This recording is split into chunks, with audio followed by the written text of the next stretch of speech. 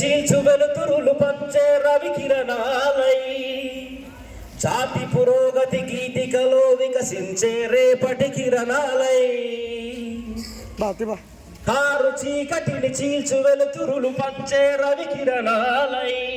రవి కిరణాలు అంటే మీరే, కారు చీకటి చీల్చవలసింది మీరే. బాబు వినాలి, ఓపిక, స్ట్రైట్ గా కూర్చోవాలి, ఓపిక ఉండాలి, సహనం ఉండాలి, పట్టుదల ఉండాలి, తిన్నగా కూర్చోవాలి. కారు చీకటిని చీల్చేది ఎవరు? మేమే సార్. రవి కిరణాలు ఎవరు? మేమే సార్. కారు చీకటిని చీల్చు వెలుతురులు పంచే రవి కిరణాలై జాతి పురోగతి గీతికలో వికసించే రేపటి కిరణాలై. కాల్చిచ్చు ఓలే దావాగ్ని ఓలే ఆ భగత్ సింగ్ చెలరేగినాడు ఉరితాటితోటి తన యవ్వనాన్ని, నిండు యవ్వనాన్ని ఉరితాటితోటి బలి తీసినాడు.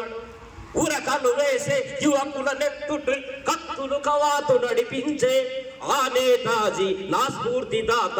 కుసుమారమైన సుకుమారమైన జలతారు జీవితాలు. వారు నా వారసత్వం, వారు నా వారసత్వం, వారికున్నది నాది సత్యం. జగతికి వారే ఆదర్శం. వందే మాతరం, వందే మాతరం, వందే మాతరం, వందే మాతరం, వందే మాతరం, వందే మాతరం. Thank you very much. Thank you sir. Thank you sir. ఈరోజు మరి ఎందుకు ఒక 10-15 రోజుల మంది మారిన వాళ్ళు ఒకసారి వచ్చిందేమో. విద్యార్థులందరూ కూడా నేను చెప్పే ఈ ఏదైతే 2 వాక్యాలు అవ్వని, 3 వాక్యాలు అవ్వని, 4 వాక్యాలు అవ్వని దాన్ని అవగాహన చేసుకొని ఆచరించాలని కోరుకుంటూ అందరూ కూడా చెవుల్ని ఫోకస్ పెట్టి, మీ యొక్క మనసుని లగ్నం పెట్టి, మీ యొక్క కళ్ళుని మగ్నం పెట్టి నన్నే చూస్తూ నా యొక్క మాటల్ని ఆచరించవలసిందిగా మిమ్మల్ని అందరినీ అభ్యర్థిస్తున్నాను. ముందుగా ఆదివాసీ దినోత్సవ శుభాకాంక్షలు అందరూ కూడా. Thank you sir. మరి మొట్టమొదటి ఎవరు? మేమే సార్. ఆదివాసులంటే అడవిలో జీవిస్తూ ఆకులు, దుంపలు, అలమలు, రకరకాలటువంటి సహజంగా దొరికే ఆహారాన్ని భుజిస్తూ జంతువుల్ని వేటాడుతూ జీవితాన్ని గడిపే వాళ్ళని ఆదివాసులు అంటాం. అబ్బాయిలు వింటున్నారా? వింటున్నారా లేదా?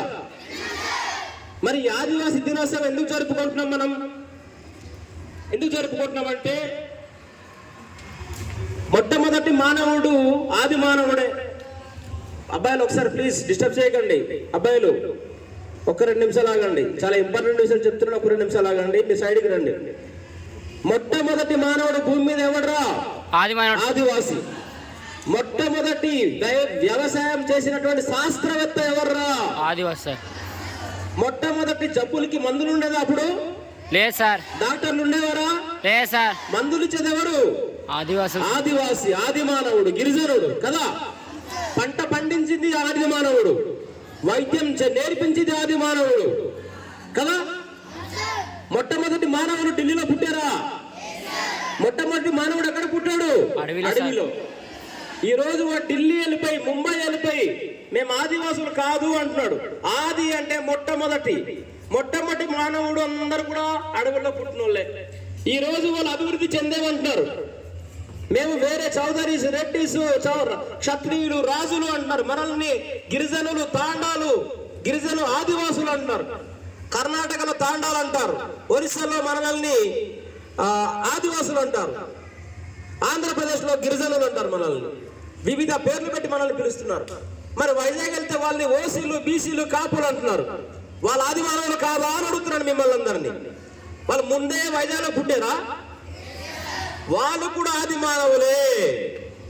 కానీ మనం ఇక్కడ ఉండిపోయాము. వాళ్ళందరూ కూడా కాలక్రమేణా అలా దూర ప్రాంతాలకు వెళ్తూ రకరకాల అలవాట్లు చేసుకుంటూ బట్టల్ని, ఆహారాన్ని, అలవాట్లు మార్చుకొని మేము గొప్ప వ్యక్తులు అయిపోయామని చెప్పేసి ఇవాళ గొప్పలు పలుకుతున్నారు వాళ్ళందరూ కూడా.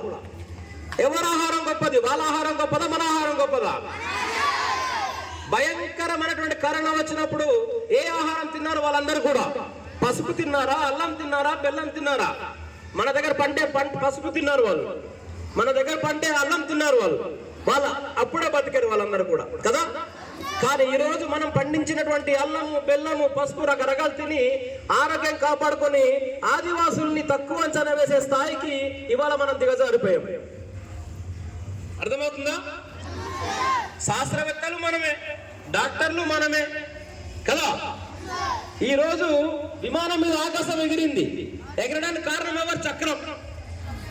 చక్రం కనిపెట్టింది ఎవడు? ఆది మానవుడు. ఈ రోజు నిప్పు లేకపోతే వంట లేదు. మొట్టమొదటి పచ్చి మాంసం తినేవాళ్ళు ఆదివాసులు. మరి నిప్పు లేకపోతే వండుకోలేం కదా. నిప్పు ఎలా పుట్టించారు? రాయిని రాపిడి చేయడం వల్ల పుట్టిన మంట కదా. ఆ మంట లేకపోతే వంట జరుగుతుందా? నిప్పు కనిపెట్టింది ఎవడు?